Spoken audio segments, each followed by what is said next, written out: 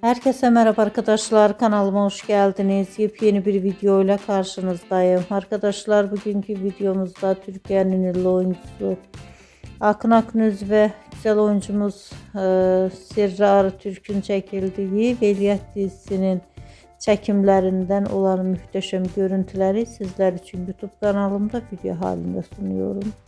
Kars'tan olan muhteşem görüntüleri görmek istiyorsanız da kanalı izlemeyi ve bildirimleri açık tutmayı unutmayın.